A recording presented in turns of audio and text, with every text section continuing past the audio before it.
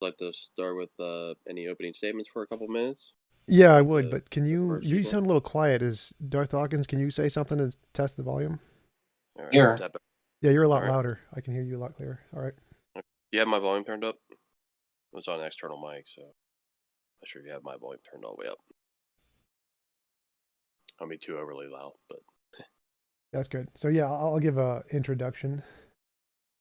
okay, you get started, and then Darth will follow up with his. So So as far as I know, Darth's position is that you can't justify logic, rationality, reason, etc. without appealing to a god, and I'm going to say yes, you can.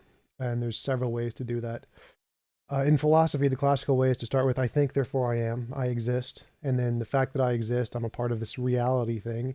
And reality is reality, so that gives us the law of identity. So we can just ground the law of logic purely based off of the fact I exist. And we know there's one reality, or at least one reality, or one of me. And so we can ground math off of the same thing.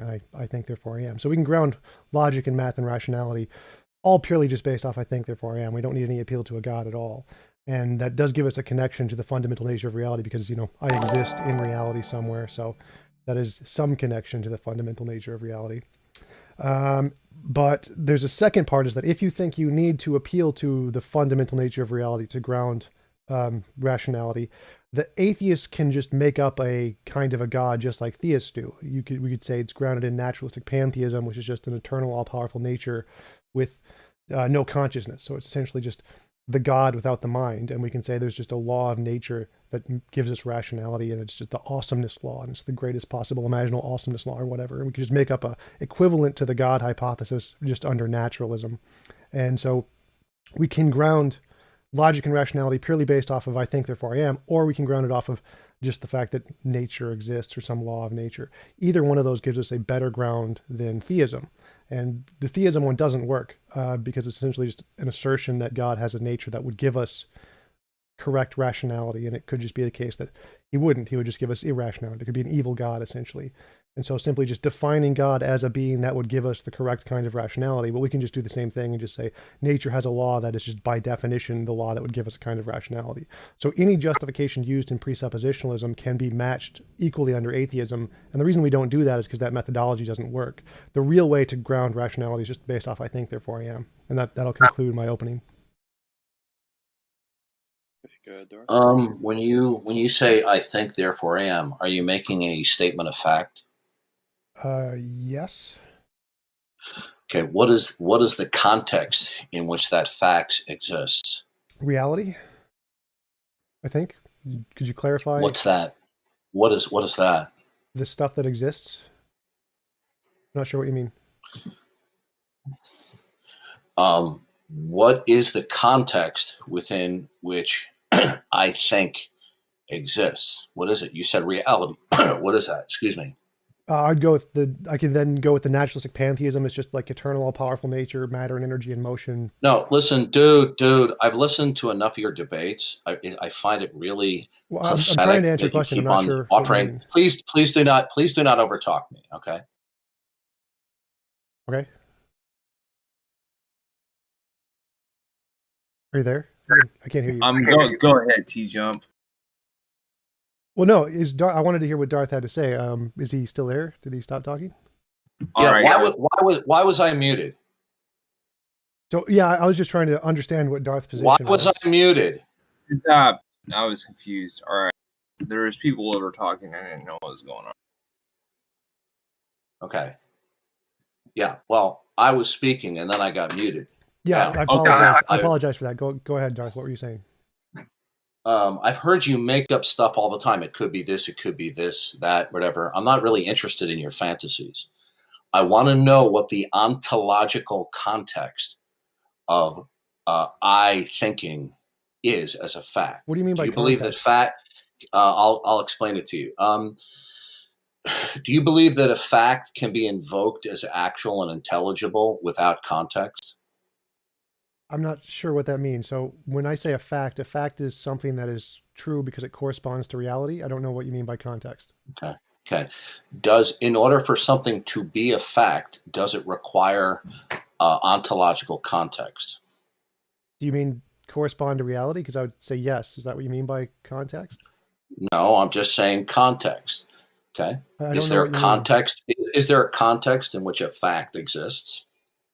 Or is there no context that the fact that you're invoking is existing? I don't know what that means. So I would say that a fact is true if it corresponds to reality. So I would say context. You're not addressing my question. Okay? I don't know how to. I don't know what you mean. Does a fact? You don't know what context means?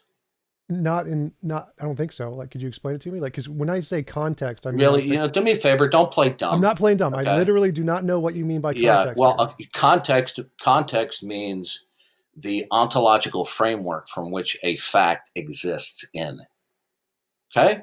Now, can you invoke the actuality and intelligibility of any given fact without context, or does the actuality and intelligibility of fact require context? I'm still trying to understand what you mean. So it seems to me that what you're saying is, does a fact need to correspond to a reality to be true? And I would That's not what say, I said. It's not what I said. I know. I'm trying to phrase it. Does a fact require? Can we invoke the actuality and intelligibility of a fact without context, or does the actuality and intelligibility of a fact require that there be a metaphysical or ontological context or framework? So does there need to be a fundamental nature of reality for the fact to correspond to? Yes, and I would call that context. Okay. What is the context within the fact of I think exists within? Whatever reality is. Like it doesn't tell us. It doesn't need to. Like, for What example, what is that? What is that? It doesn't tell us. Like, for example, I think, therefore I am. My mind could be purely physical. It could No, I want to know. I want to know. Yeah, you keep on repeating yourself. I want to know specifically and clearly what the context is. Yes. Let me answer. Okay, so we don't need to answer that question. It could be lots of different things. So it could. No, you do need to answer the question. I will. So this is just context. I'm just giving context here. So if I think, therefore I am, I could be in an idealistic universe where consciousness is fundamental. That could be the fundamental thing. I'm not asking you to speculate. This is just me giving context. I'm going to answer your question. Just give me like 2 minutes. So I think, therefore I am doesn't tell us whether or not the universe is purely idealistic in just consciousness, or if it's dualistic in both material and consciousness, or just materialistic and just physical. Any of those are possibilities. And it doesn't matter which one of those. I don't need a lecture. So Darth, it could be any of those, and I think, therefore I am doesn't care. If no matter what is the case, it's still going to be true. So I don't need to know what the fundamental nature of reality is for I think, therefore I am to be an accurate description of reality. I don't need to know if it's idealistic. I don't need to know if it's naturalistic. I don't need to know if it's dualistic. It doesn't make a difference. I can still ground rationality regardless of what the ontological nature of reality is. It makes no difference. Yeah, mute me again, and that'll be the end of the conversation. Okay? Now, I want to know the context that provides metaphysically for the fact in question and its intelligibility. What is it? Right. Were you listening when I just said that? So I don't actually need to know that. I can say whatever it is. I didn't ask you whether you need to know it. I want to know, okay, when you invoke a fact is only going to exist ultimately within the ultimate context that it's derived from. A fact cannot exist ontologically from different models of reality because there's only one model of reality that is true. I want to know what the ultimate context ontologically is that instantiates both the fact of I think and its intelligibility. What is it? Well, remember, it could be many different things, and they were all. I didn't ask you that. No, I think you did. So I'm trying to. Let me try to answer. I want to know what it is. I'm trying to answer, Darth. I'm really trying to answer here. So I could just say it's naturalistic pantheism. It's just matter and energy and motion, and that's it. I can say that. That is fine. But again, the correct I want to know what is matter and energy and motion. Ultimate. I want to know. I want to know. I don't want you to tell me what it could be, might be. I'm saying it is matter, energy, and motion. That's what it is. Are you okay? You're asserting that I think is in a realm of matter and energy. Yes. Is that what is ultimate? Yes, matter and energy in motion. Okay. Now,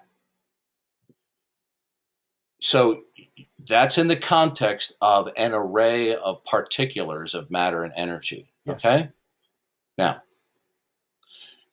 are you aware of the fact that you cannot have a plurality that are ultimate? You can only have something that is singular, Based that is on ultimate. which law of physics? Like, I know of no law of physics. That No, I'm not. Well, I'm not discussing physics right now.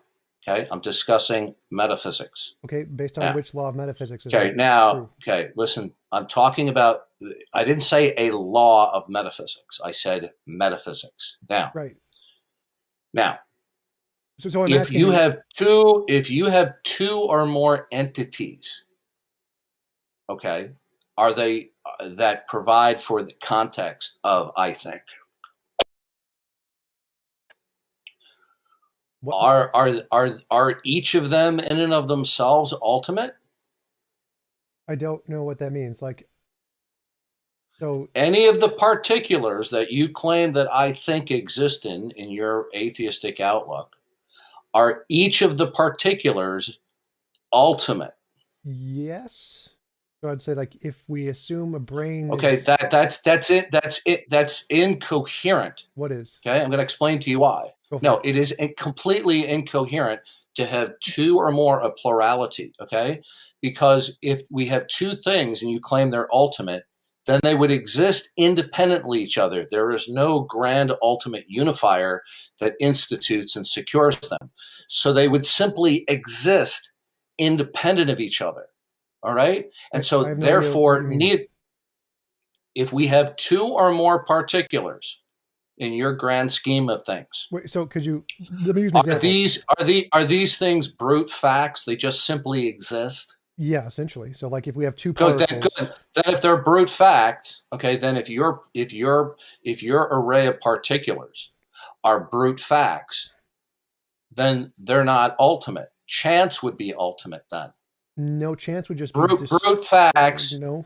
Brute facts by definition are facts that simply are without any identifiable explanation whatsoever. They just are. They just happen to be.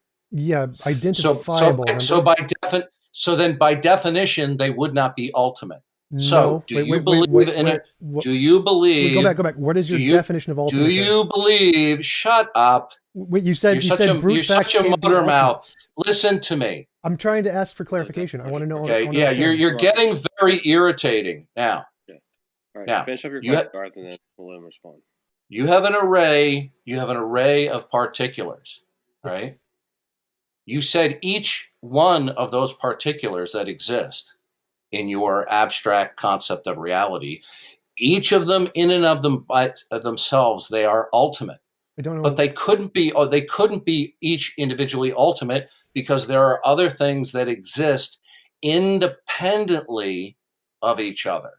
Ultimate means it would be the ground of all existence. Right.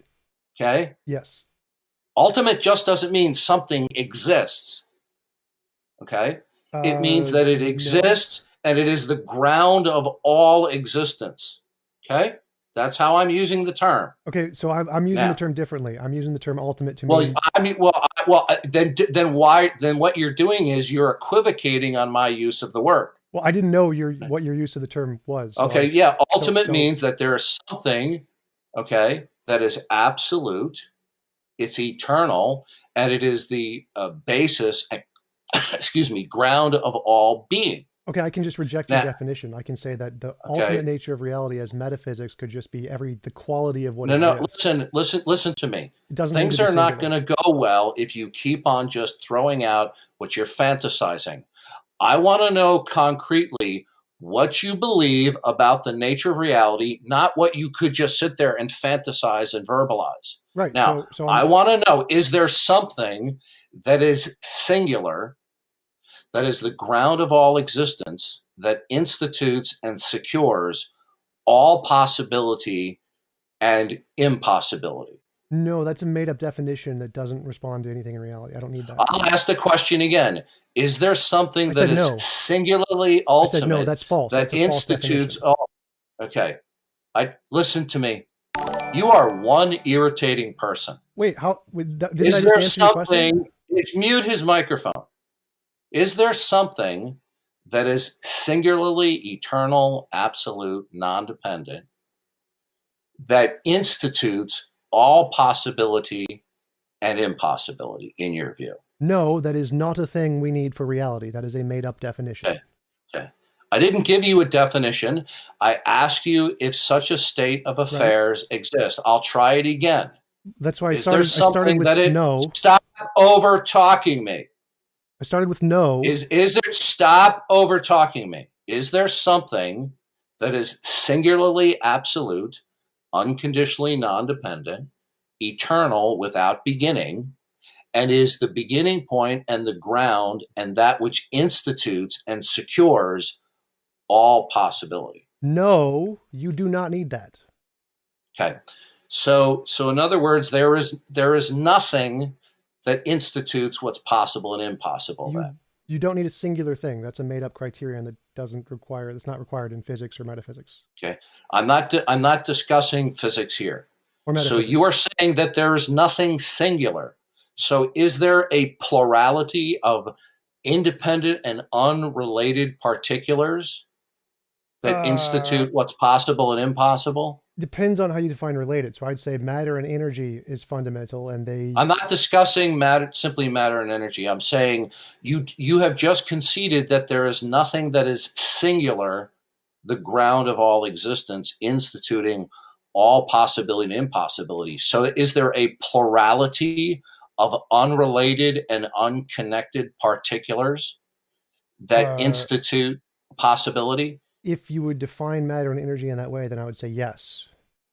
Okay, and how do you know that? Because I think, therefore I am, and I exist. That is one of the dumbest things I have ever heard an atheist debater ever say. Okay, let me go into more detail there. So I think, therefore I am is how I ground rationality, and then I can use. No, stop. Let me answer your question. You've been talking for like 5 minutes. You've been talking for 5 minutes. You telling me about your consciousness. I'm going to ask you to mute you if you don't give me a chance to talk. Telling me about your. You see, our first conversation. You asked how I know. I need to tell you how I know. Right? No, I don't need you to give me a community college lecture about I think, therefore I am. Right, I want you to know by what means was your mind able to determine that there is a plurality of things that are instituting possibility. Can I answer now? Okay, yeah. And please don't give me a lecture about I think, therefore I am. I'm not giving you a lecture. So I start with I think, therefore I am. That's how I ground. I've already heard that. Yes, I know you have. I'm going to the next parts now. You got to let me finish. So I start with I think, therefore I am, and that's how I ground rationality and logic, and then I can see there's some difference between my imagination and my experience. When I imagine a unicorn, I don't see one. There's some difference between those two things. Then we need some methodology to differentiate between those two things, and for lots of reasons we go to science, future testable predictions. That gives us a way to differentiate the imaginary things from the real things, and future testable predictions gives us science and particles and matter and computers and all these things, and we can determine those exist through the methodology of science, which can differentiate between imagination and experience. That's how we get to matter and energy. You're not addressing my question. Which you have nothing you said. Nothing you said addressed my question. Okay, how so? No, it didn't address my question. How are you able to determine that there is a plurality of unconnected, unrelated things that institute possibility and impossibility versus something that is singular? How are you able to determine? I didn't say singular was impossible. I said it wasn't required. So it could be a plurality. It could be singular. So you do not know what ultimately institutes what's possible and impossibility. Then is that your position? The correct position is yes. We do not know what the fundamental nature of reality is, but I can assert plurality just like you asserted. You do. Okay, so in other words, since you have no identifiable source of that which institutes possibility and impossible, is that correct? That you do not have any identifiable, attestable source of what institutes and secures possibility and impossibility? Not everything about it, but I do have one thing. I think, therefore I am. So I do have some. No. Stop. Listen to me. I'm going to barf if I hear that again. Okay. I'm not interested in you saying you're reading me your little script that you give to people all the time. Do you know what institutes at all, if any, possibility and impossibility? Equally as much as you do, yes. What is it that ultimately institutes all possibility and impossibility? Matter is and it singular energy. or is it a plurality? Plurality. Is it how do you know that it's a plurality as opposed to it is something that's singular? We have a methodology to differentiate between imagination and reality. That's gobbledygook what you just said. How so? We have a methodology. That's gobbledygook. How are you able to ascertain that which ultimately institutes possibility and impossibility is a plurality of unconnected and unrelated particulars versus something that is singular? How are you able to determine that? Because we have a methodology to differentiate between different That's the possibilities. same gobbledygook you answered 60 seconds ago. You didn't explain how that wasn't an answer.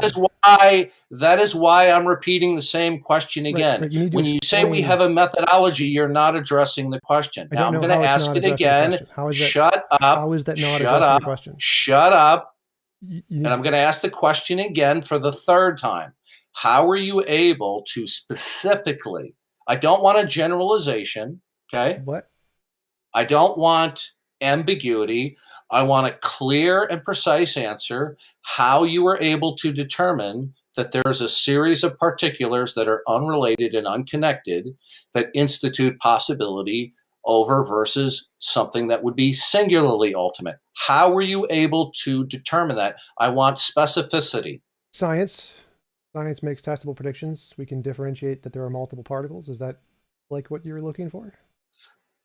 I'm waiting for an answer.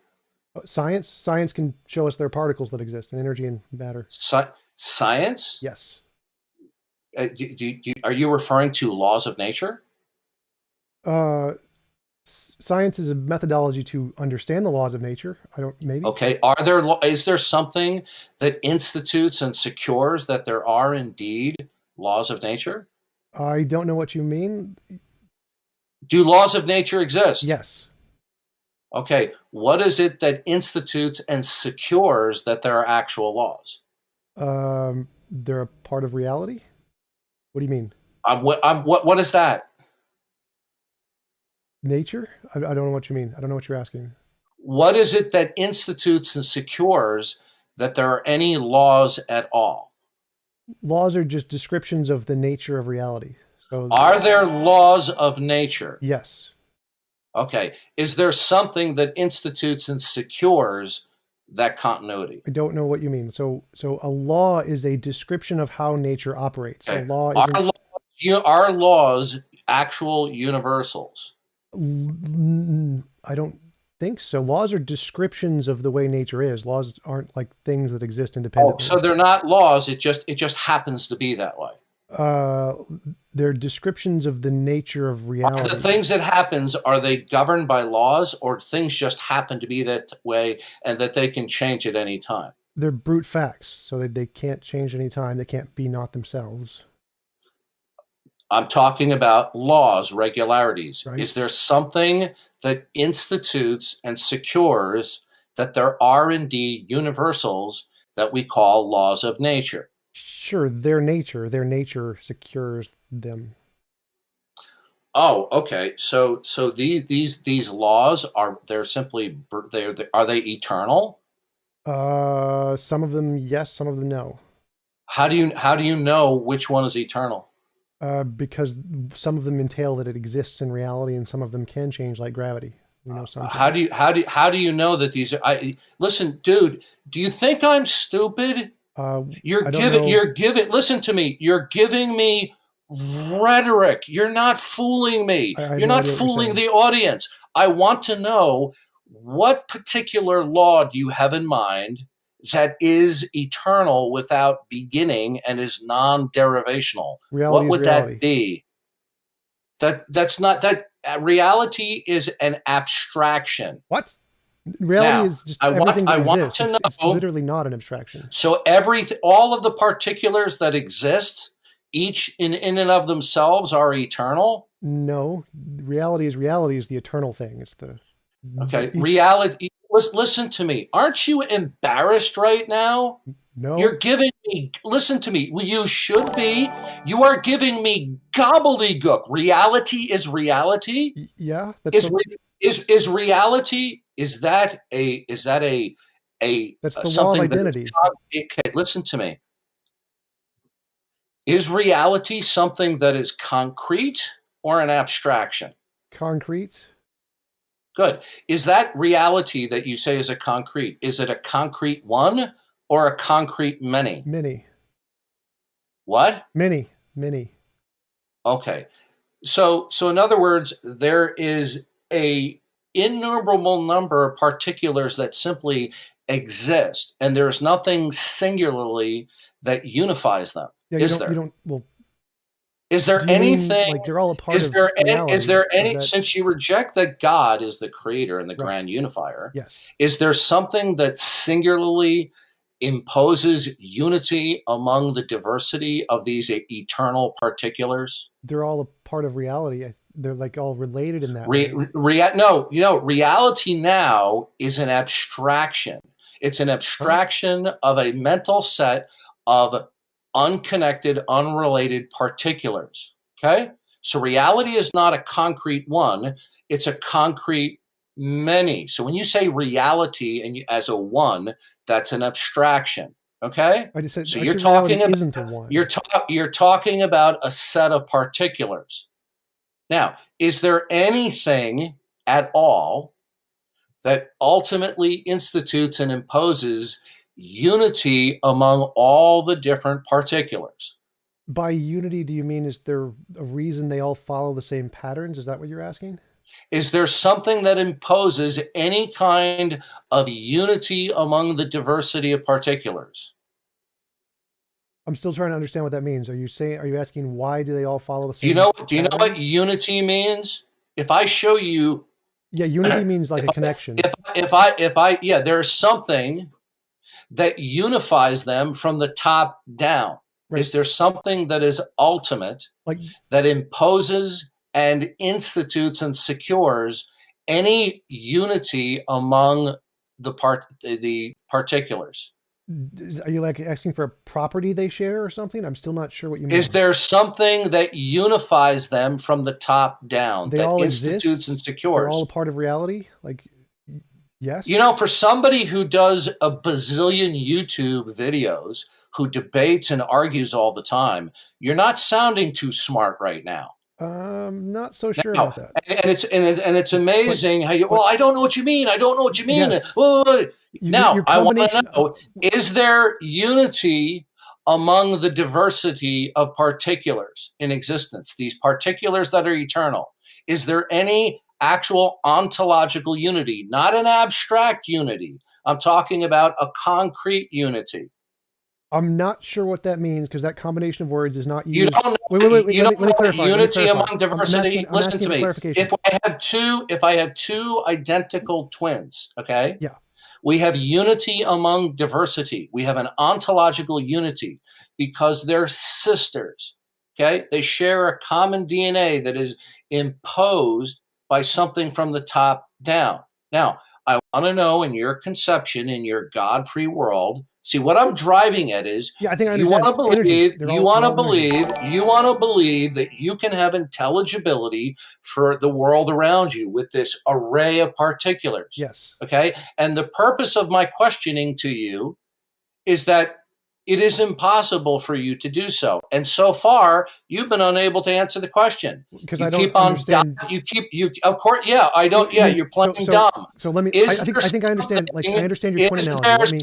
Shut up. I want to stick with your twin analogy. Is there something Yeah. So that yes. ultimately yes, and yes, concretely imposes unity among the diversity of particulars? So using your twin analogy, in the same way the twins are the same because they share DNA, you are dodging the question. I'm literally answering the question. So you said that the twins are the same because they share DNA. The same thing is true of the particulars. The particulars are the same because they share... No. I want to know. It was your analogy. Okay. So they share the same property because they're all made of energy. Listen to me. What is it that concretely imposes the unity among the diversity. If we have an array of unconnected, unrelated particulars, each of these particulars in your scheme without God, okay, each of these particulars simply exist in and of themselves, correct? Yes. Good. So they're eternal. They're absolute. Now, yes, if we have two or more particulars that are eternal, is there something that ultimately and ontologically imposes unity among the diversity? Not abstractly, I mean concretely. Again, I'm not sure what that means because no one in philosophy uses those terms. That's just like gobbledygook to me. So they all exist. They all share that property. They all exist. They're all a part of reality. So in that sense, yes. You are one of the worst people I've ever talked to. Okay, you are a very deceptive and deceitful person. I will ask the question again, and this is why I get pissed talking with you, because you are an incredibly evasive person. And then you want to go, oh, I don't hear anyone talking about the philosophy. I'm talking to you right now. Is there something that concretely is ultimate, that imposes concrete unity among all of the independent particulars that are each eternal?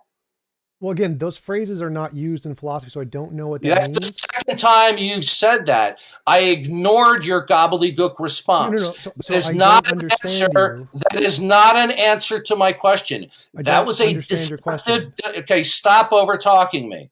That was a deceptive response on your part, trying to bamboozle me and bamboozle the audience. Now, is there something that is concrete that imposes unity concretely among the unconnected particulars? That's gibberish. It doesn't mean anything. I don't know. No, that's a question. That's a question. It's gibberish. Is there something? Those words don't mean anything. So there is nothing that imposes ontological unity among. I don't know what that gibberish means. You keep saying that gibberish. Okay. If I can understand It's not gibberish. It's not gibberish. Is there something that imposes unity? Still gibberish. You keep repeating the same gibberish.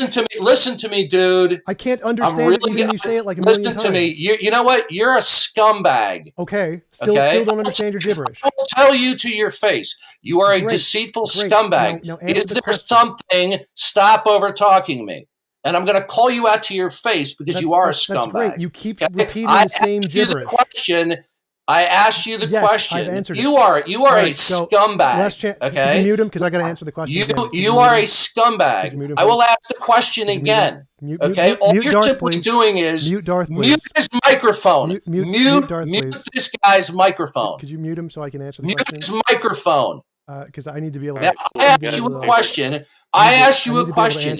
Is there something ontologically, that imposes actual unity? Hey, host guy, could you mute him not abstractly, so I can answer the question? But is there something that ontologically imposes unity among all of the separate particulars? Meaningless gibberish. You have an answer to that?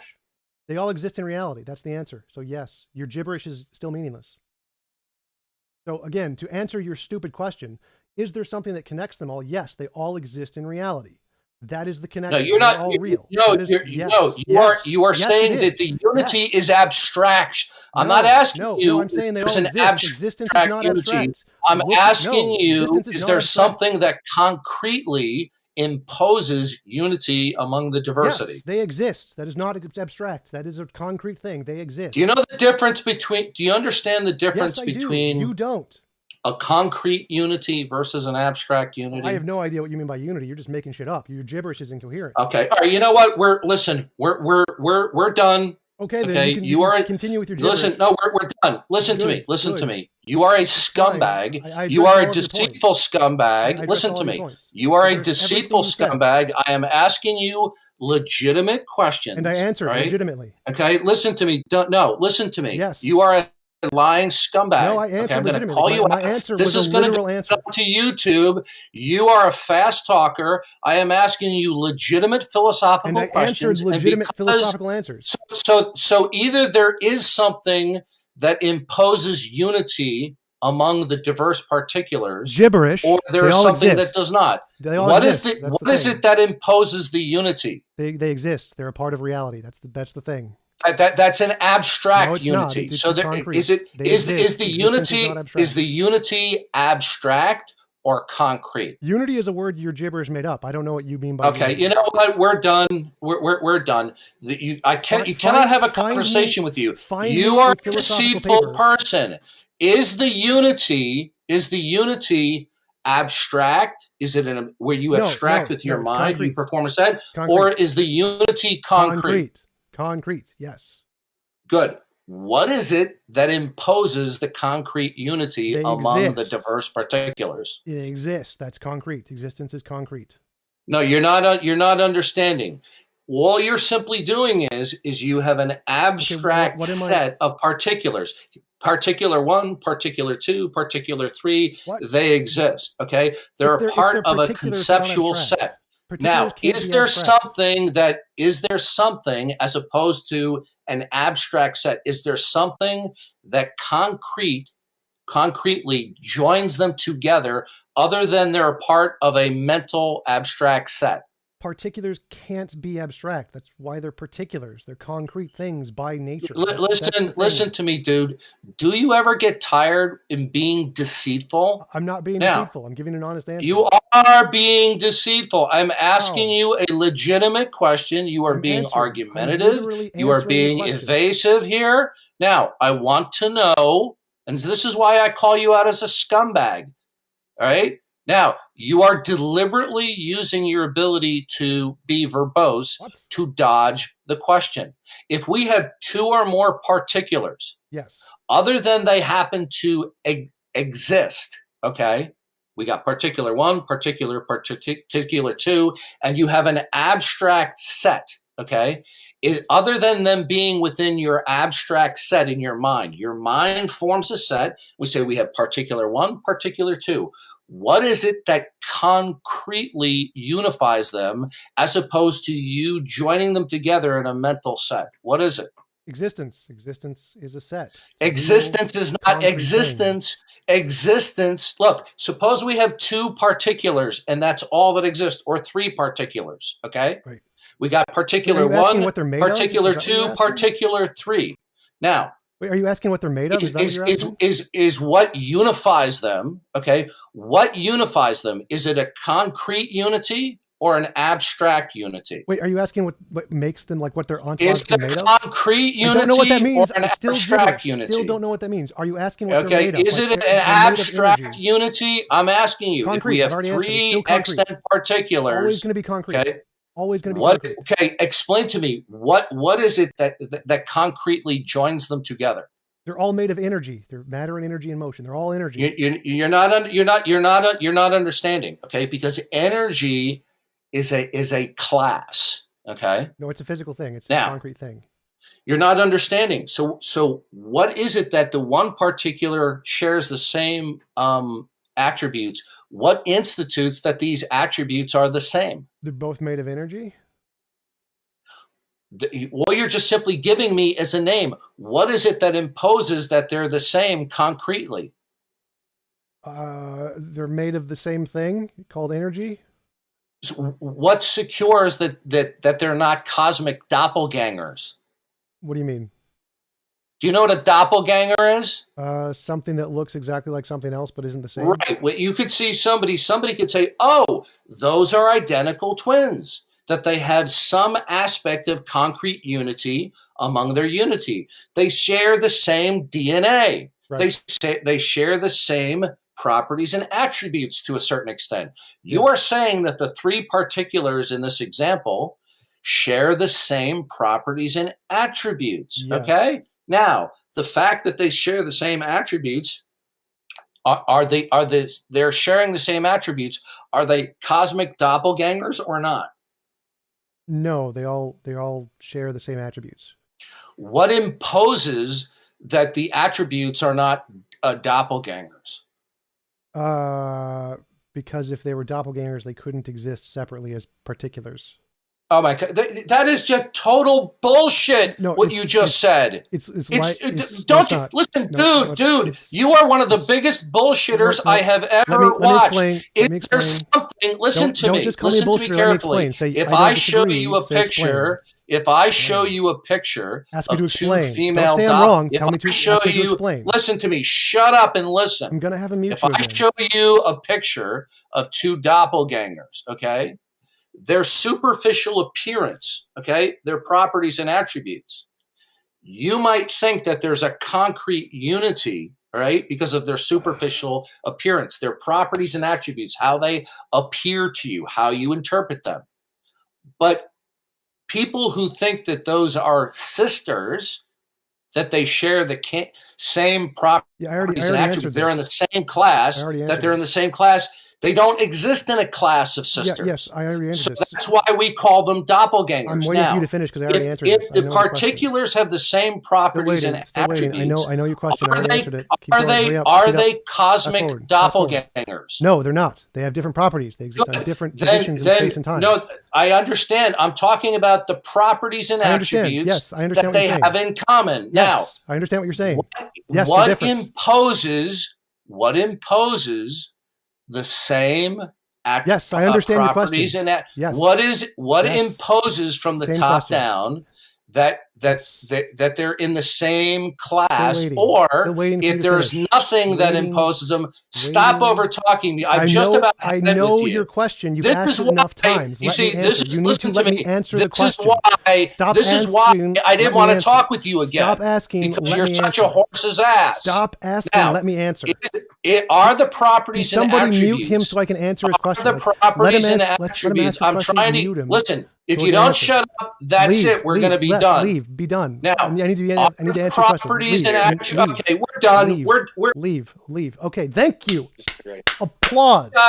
This guy is a total horse's ass. Okay, we're done. Answer the question. We're done. I can answer his question. Okay. Just mute him so I can answer his question. All right. So his stupid dumbass question was what is it that unifies the particular properties? It is they all exist. Like they can't all share the same properties because if they did, that would violate Leibniz's law of identity. If it has all the same properties, it's not the same thing. Or it is if it has all the same properties, it is the exact same thing.